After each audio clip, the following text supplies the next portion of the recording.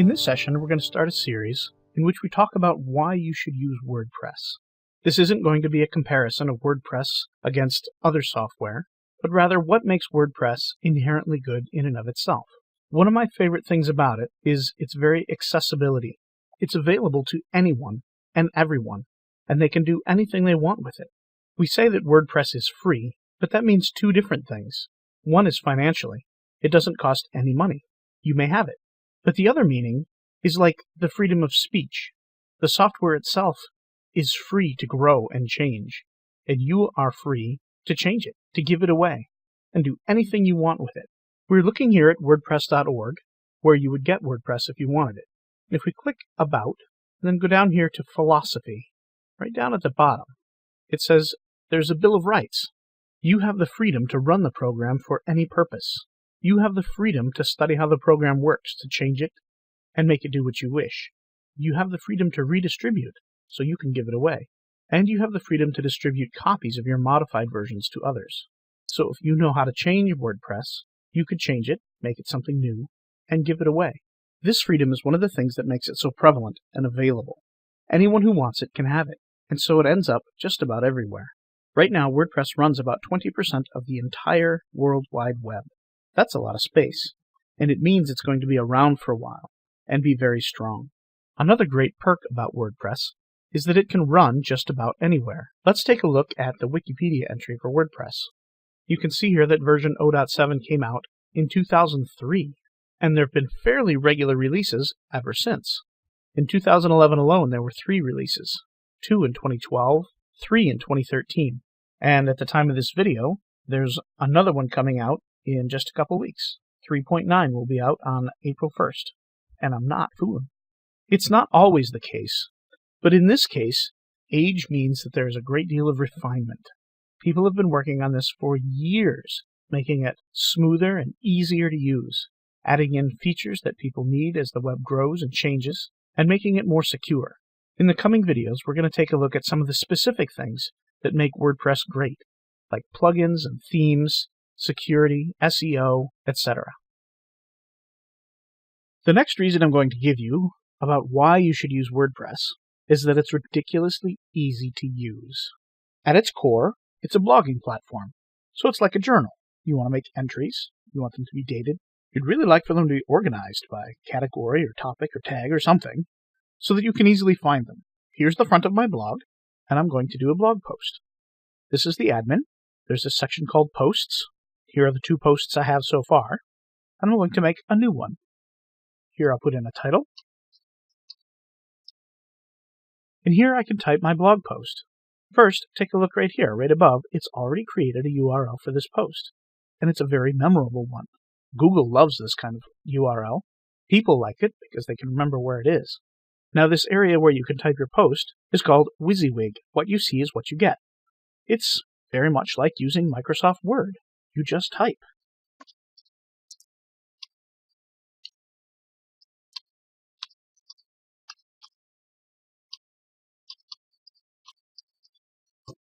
You don't have to know any HTML at all. You just type. There are common tools like bold and italics, bulleted lists, ordered lists, quotes, alignment, left, right, and center. If you want to link to another page, you just highlight some text, click this, and type in what you want to type in. There, now it's a link. You can also put in headers. You can underline, do alignments, set colors, paste in text from Word or plain text from another site. You can undo things, all sorts of things. Now, if you know HTML and you want to get your hands dirty, there's a little tab here, and poof, you're editing the HTML. Go back to Visual, and there you are. But what about pictures? All you have to do is click where you want the picture, click Add Media. If you go here, you can upload files from your computer. You can just drag them in here, click to select files.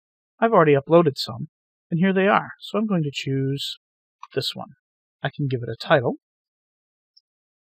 a caption if I wish, and an alt text.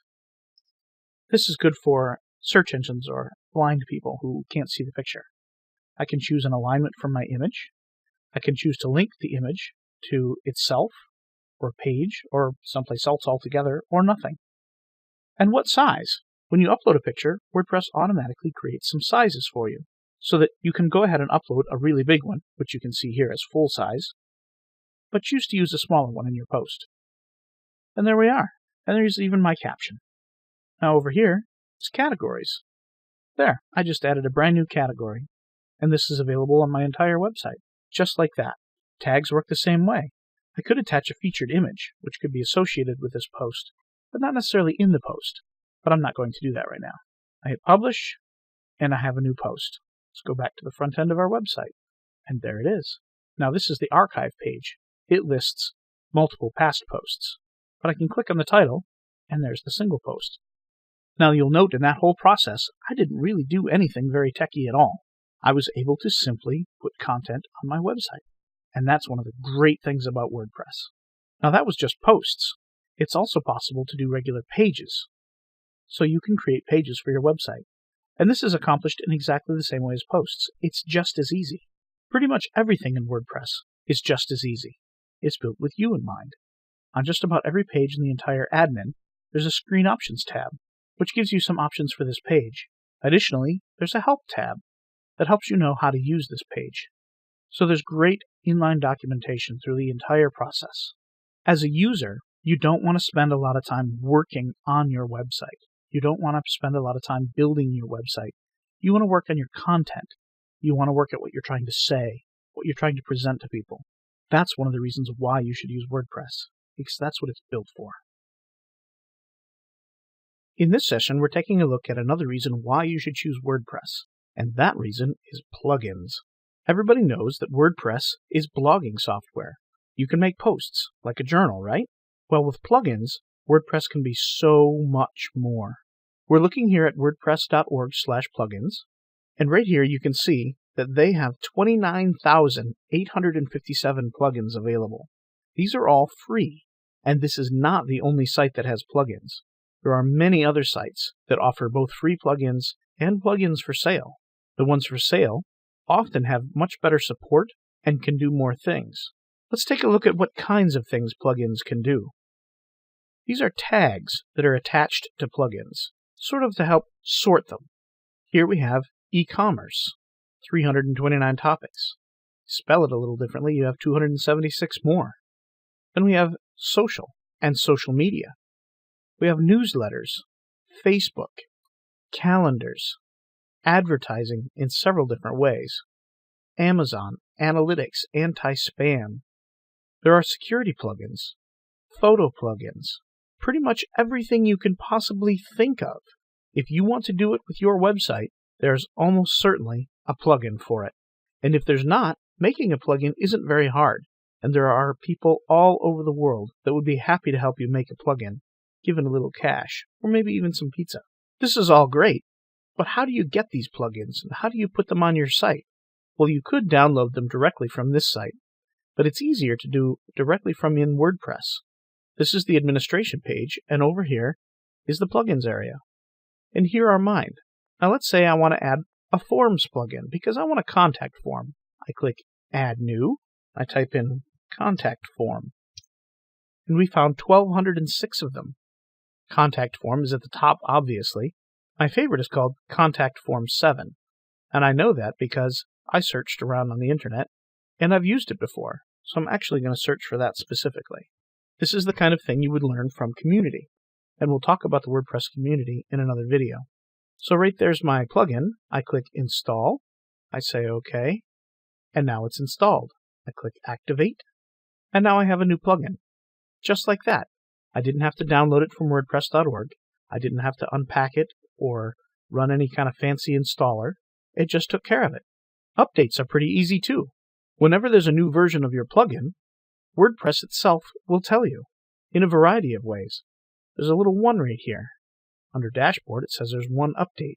Right up here, it says there's 1 update. And on this page itself, it says there's an update here. You can read about the new version, or you can click Update Now. And just like that, I have the new version of my plugin. Some plugins will even give you little notices to help you know what's new. Given the flexibility of plugins, you're free to make your site do anything you want it to do. It can be a blog, or it could not be a blog. It could be just a regular website.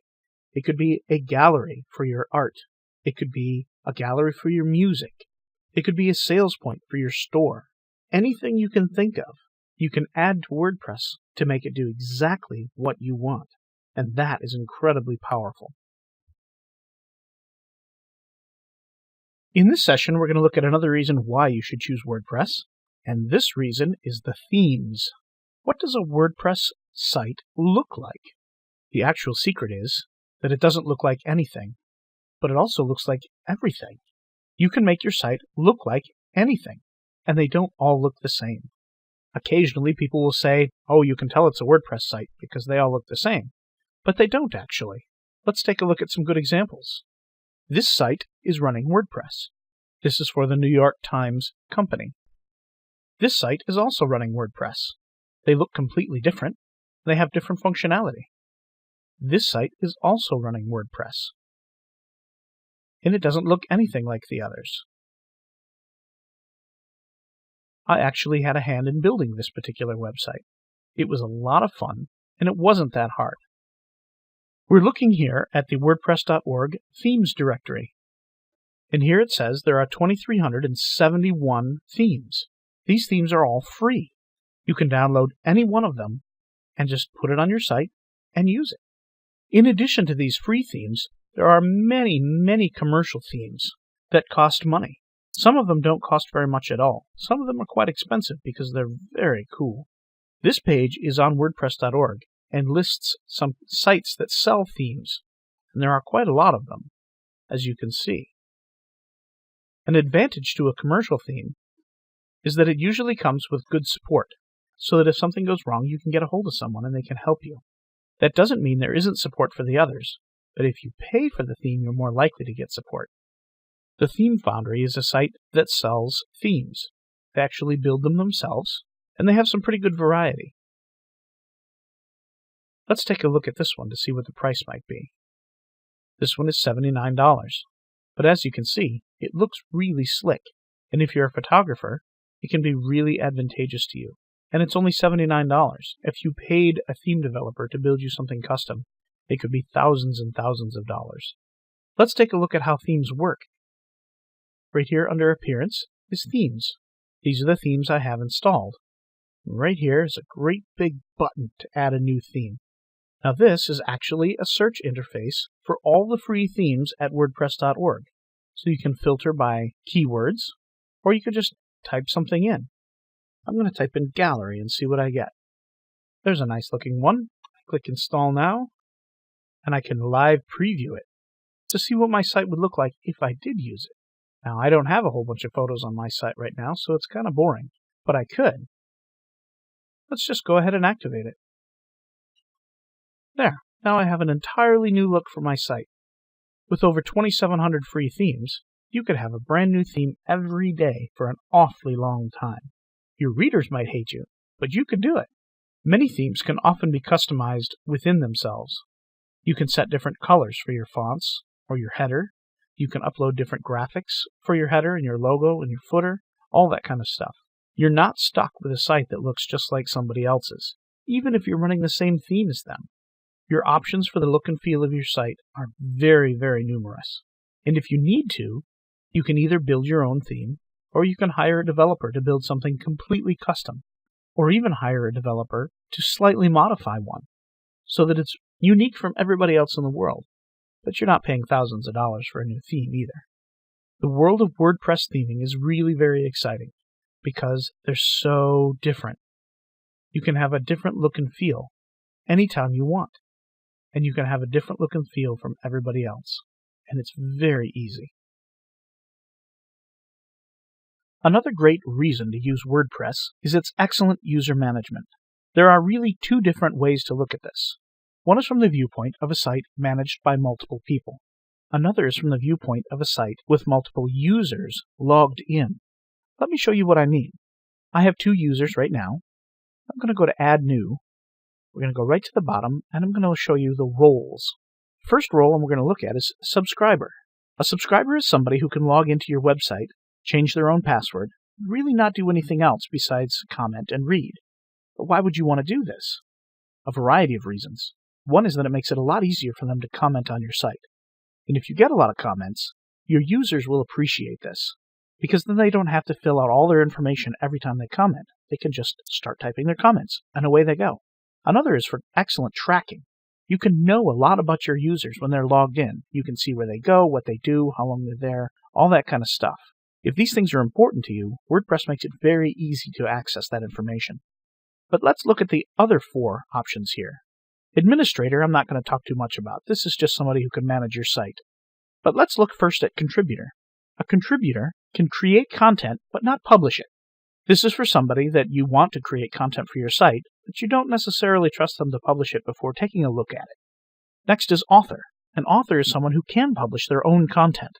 These are people who you have vetted and you know they're excellent content creators, and they can create all the content they want on their own. And then lastly is editor.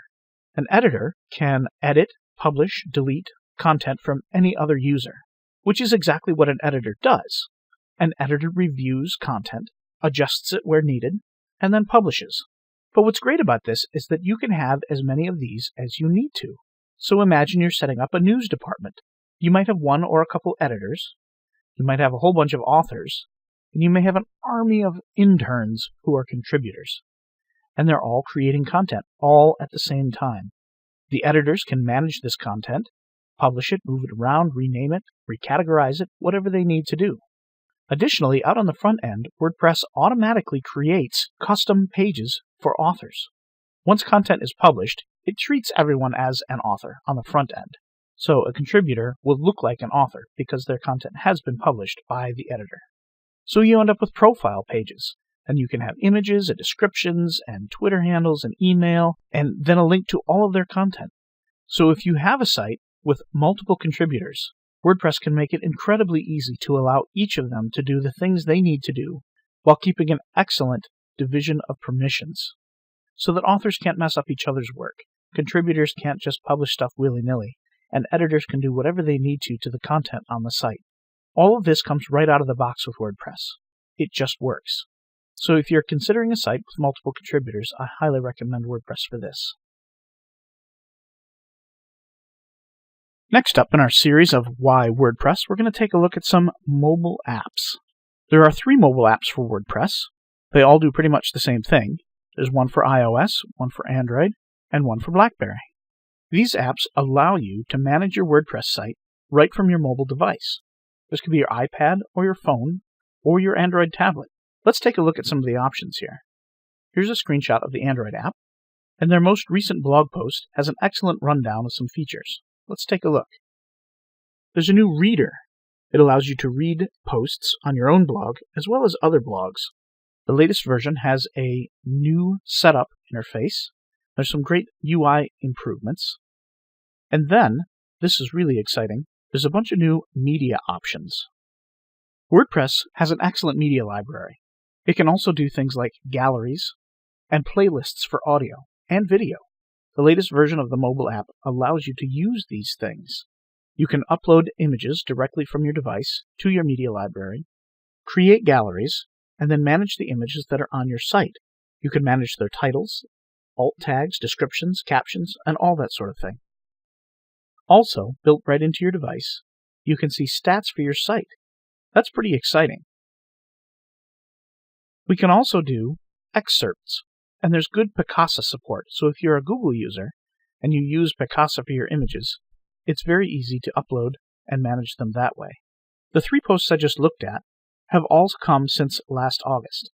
There are regular updates to these apps, and you can get new features all the time. And not just silly little features, but real ones. Things that actually really change the way you use your site and the way you use your device.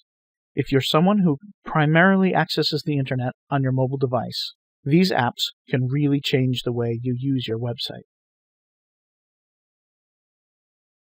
In this session, we're going to take a look at another reason why I use WordPress. In this time, we're going to talk about community. You'll see here that I'm on the support page for WordPress.org, but this is more than about just support. The WordPress community is very, very broad and very, very helpful. Most of the posts and answers found in the support area of WordPress.org are contributed by volunteers. There isn't a company who manages support for WordPress.org.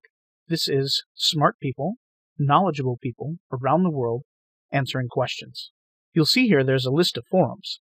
There's installation, how-to and troubleshooting, themes and templates, plugins and hacks, or just hacks, WP Advanced, multi-site, localhost installs, your WordPress for showing off your stuff, miscellaneous, requests and feedback, alpha and beta, meetups, and reviews.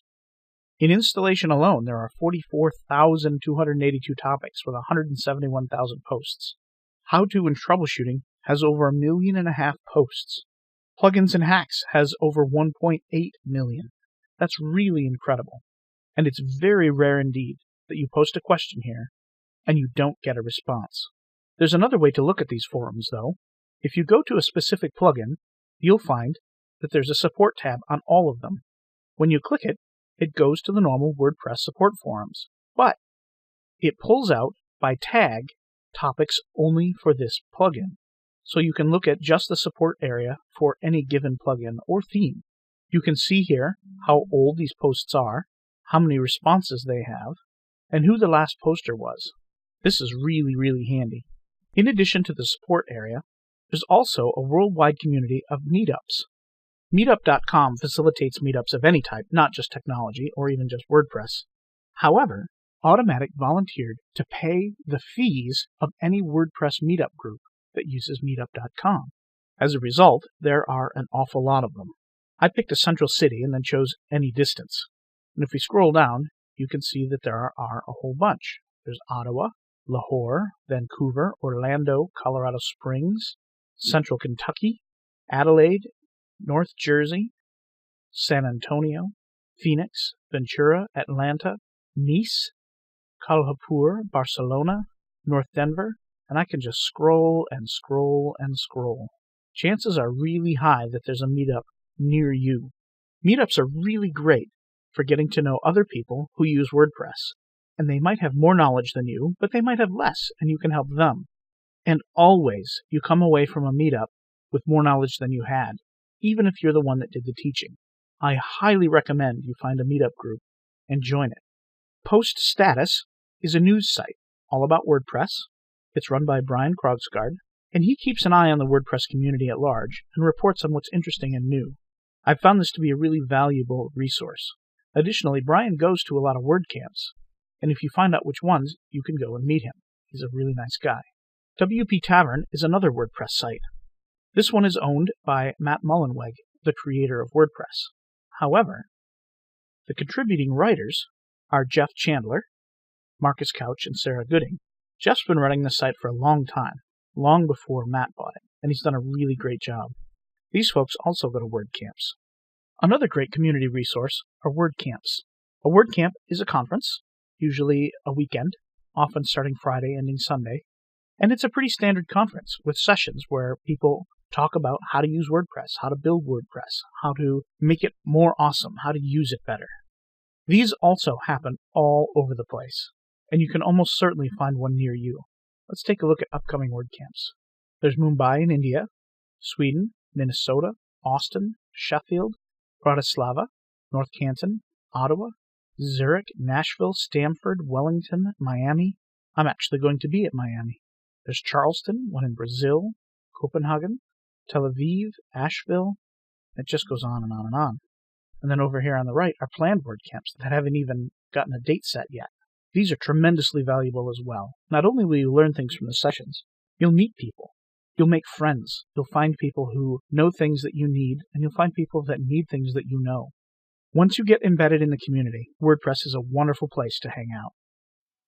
If you enjoyed this video, make sure to subscribe to our YouTube channel right now. Before you do anything else, click on the subscribe button. We also want to hear from you. Do you have any questions? Leave a comment below this video,